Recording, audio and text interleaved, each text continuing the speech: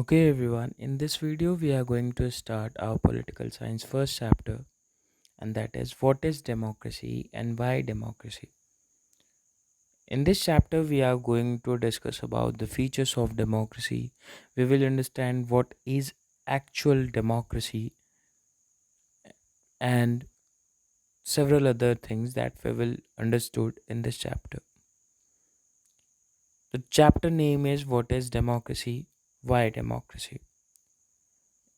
It is the first chapter of political science of class ninth. So, what we are going to study in this chapter, first thing that is we are going to study in this chapter is what is democracy. We will understand what are the features of democracy, why democracy is necessary in contemporary world, and at the last of this chapter we will discuss what is the broader meaning of democracy. Okay. Now, if we start with our first topic, that is what is democracy. In this, we have certain as like codes there, definitions there. First one is democracy is a form of government in which rulers are elected by the people.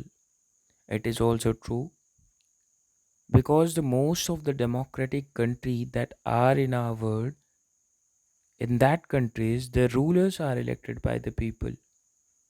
As like if we compare our country, we also can say that in India, the rulers are elected by the people. And that is why we considered our country as a democratic country. Now, one more famous definition was by the Abraham Lincoln. And in his definition, he told us that democracy is a government of people, of the people, by the people, and for the people. It means people are going to rule over the country. People will select that who is going to rule over the country, and it will be for the people. These two definitions are very simple, and it is not adequate enough that we could understand or we could differentiate two countries that they are democratic or not.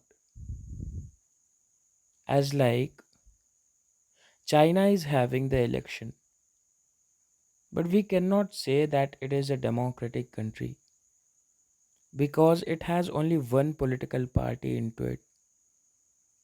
Okay, we will discuss later in this chapter.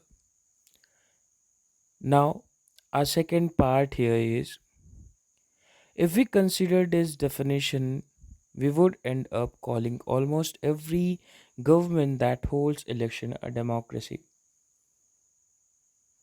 If we totally agree with the definitions that we have read earlier, that every country that are having elections are democratic, then we might end up at a point then we could say that every country, almost every country is democratic because most of the countries that are not even the democratic, they are also having elections.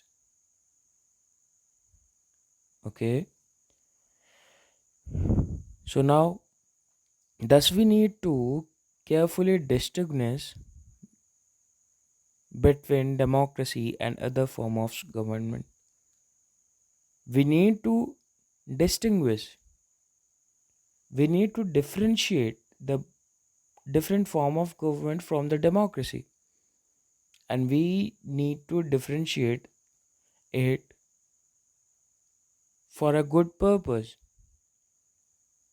Okay, so if we want to differentiate it, we need to understand what actually democracy is, and to understand it we need to understand all the features of a democratic government. Okay, so we need to understand what are the features of a democratic government.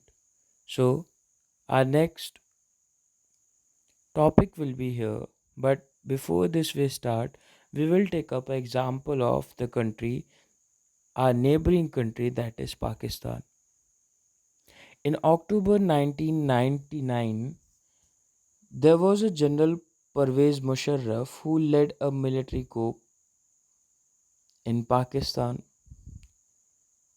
He started to capture the highest position in the country, and he was successful, and he successfully overthrew the democratically elected government and became the person who will run the country, the most important person of the Pakistan.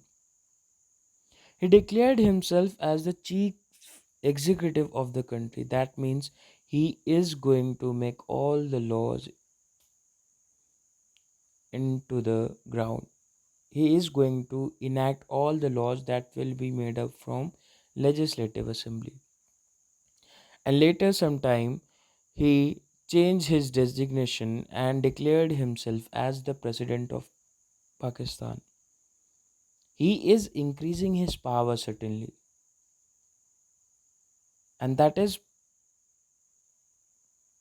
somehow non democratic. Now, after some time, he held an referendum in the country that granted him 5 years of extension. That means he had an election in the country asking people that he should be the president of the country or not. And this election he won, and he got an extension of his reign for a 5 more years. This was the case of Pakistan. Now, what happened if we see this very clearly, very closely, then there is a kind of election happened for the presidency. But is this kind of election is really a democratic election where a person is increasing his power in a country, is the most powerful person in the country? So how would you say that this is the country where democracy lies? Okay, so here our first feature of any democratic country is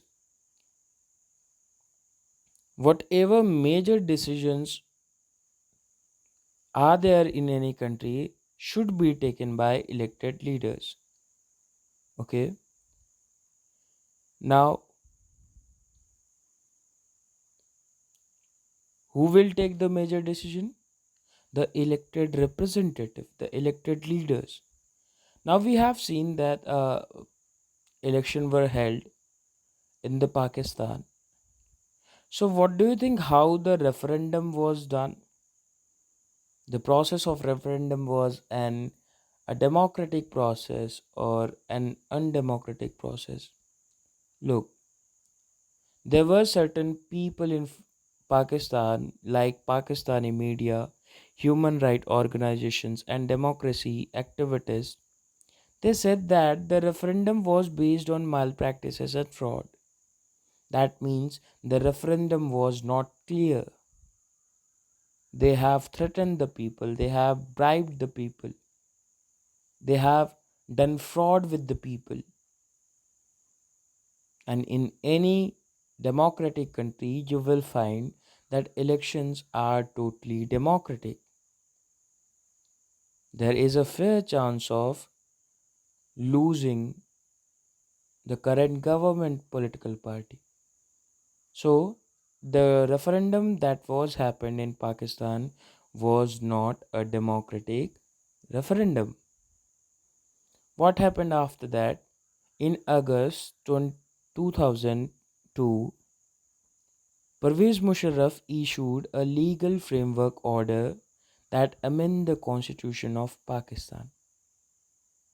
Now, after becoming the president of Pakistan, and he got extension of his reign for 5 years, he first amend the constitution of Pakistan. that made him more powerful person of Pakistan.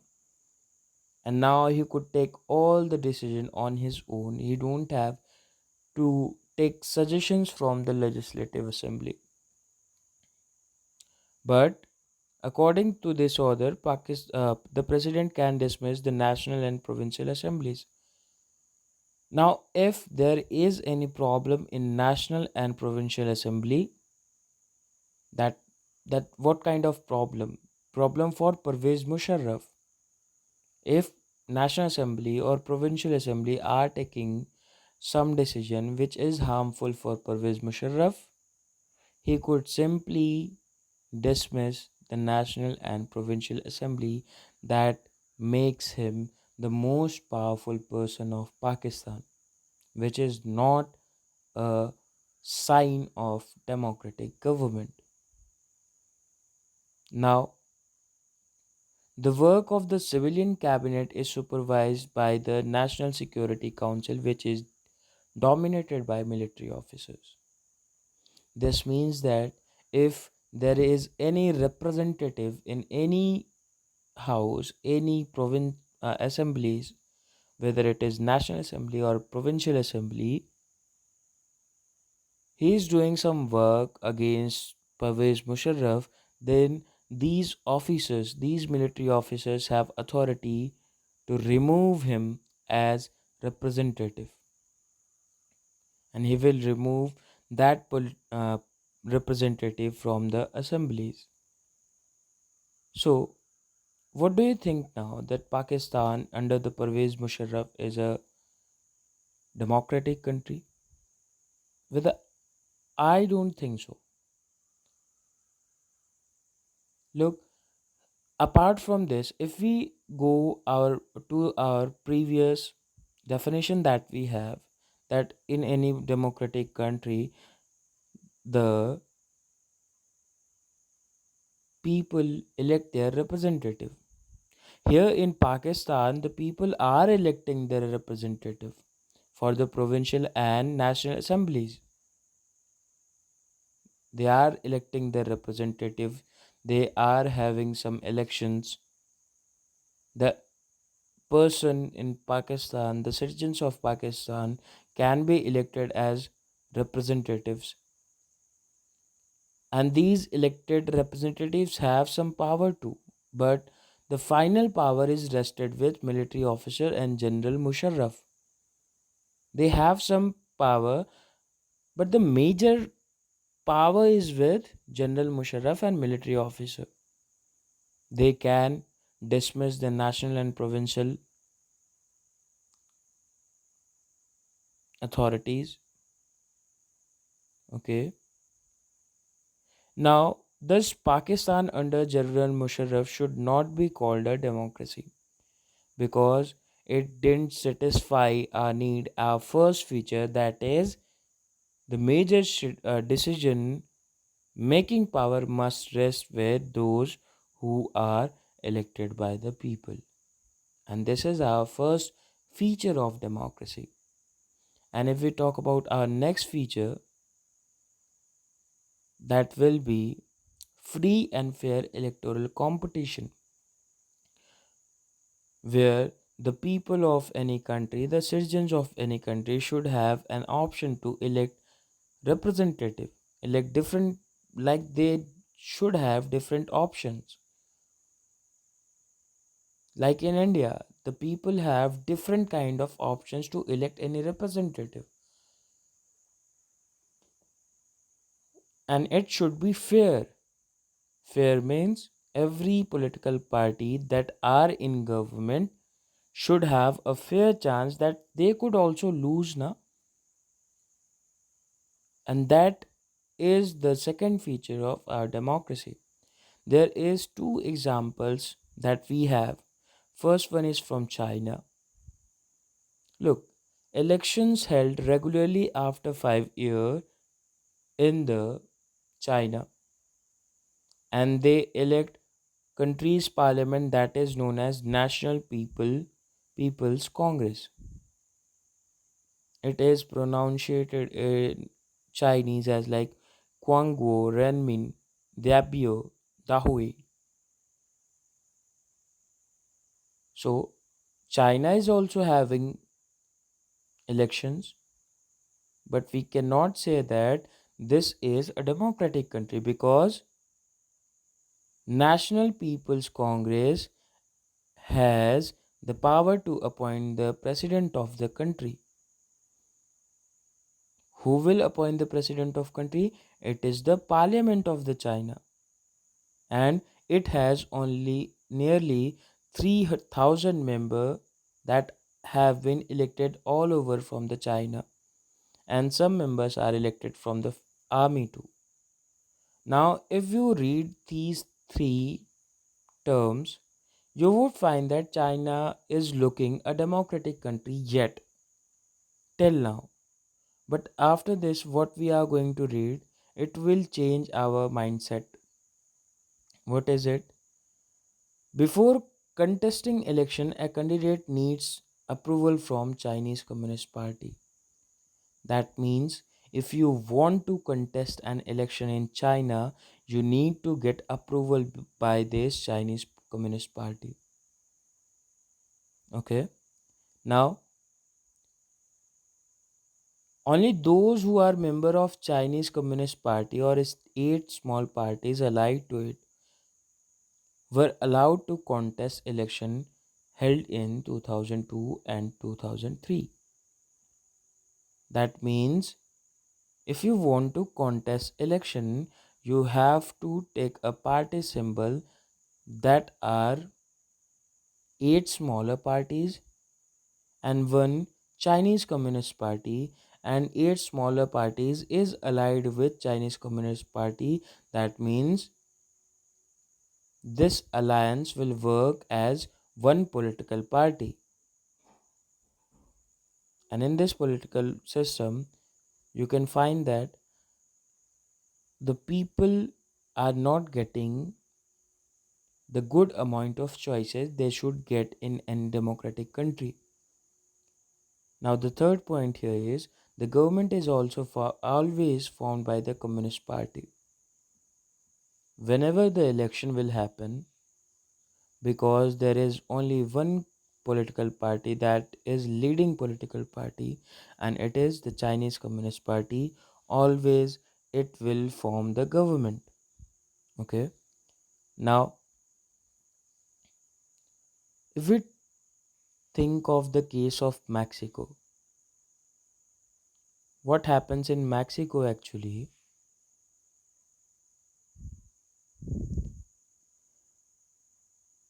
Look, since the independence of Mexico in 1930, Mexico hold election after every 6 years to elect its president. Now, this country is also having the elections. According to the our definition, we could also say that this is a democratic country, but there is a problem. What is a problem? Before this, you got to know that this country has never been under a military or dictator's rule like Pakistan. This was a pure democratic situation. Now, what happened till 2000? Every election was won by PRI, Institutional Revolutionary Party.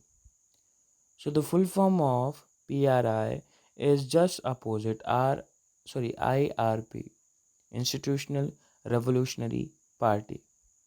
And this political party has won each and single election from 1930 to 2000, that is 70 long years. And you must be thinking that PRI should have done some great work to achieve this victory, but that is not true. What happens there? Opposition parties were there, but they were not able to win any election. Now, in China, there was not a single opposition party, But in Mexico there is opposition party, but they are not getting managed to somehow win. So what is the problem here? Look, the problem is the PRI use many dirty tricks to win the election. So the ruling party is using some dirty tricks to win election, and that is not good for democracy. What the political party is doing, that government employees had to attend its party meeting. Look, government employees should not be involved in any political circumstances, in any political activity. And here, PRI is using government employees as a working hand, and they will help them in elections. Government teachers are used to force parents to vote for PRI. Otherwise, they are not going to give the children good marks. And that is not good for democracy. So, media, what was doing the media? Because we all know the fourth pillar of democracy is media. Media actually largely ignored the activities of opposition political party except to criticize them. Whenever they talk about the opposition political party, they just criticize them. They ignored the activity of opposition political party.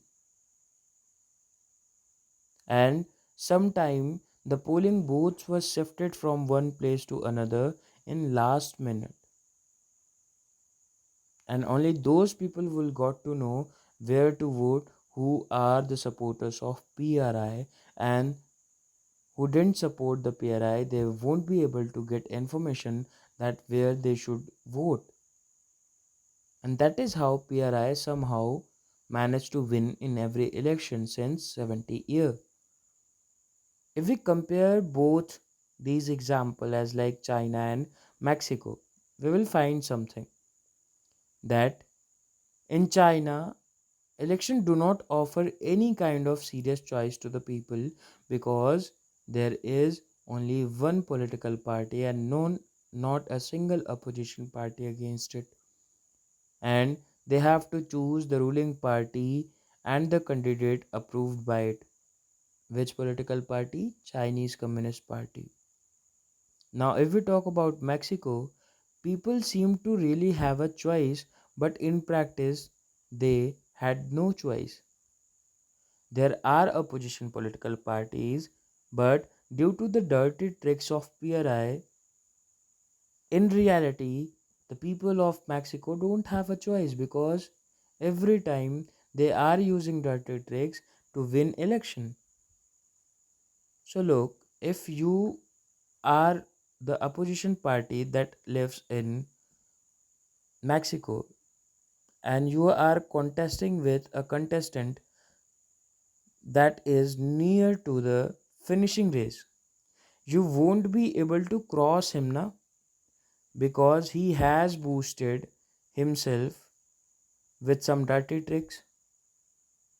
So that is why the people of Mexico don't have a real choice. There was no way the ruling party could be defeated even if people were against it. They cannot defeat the people.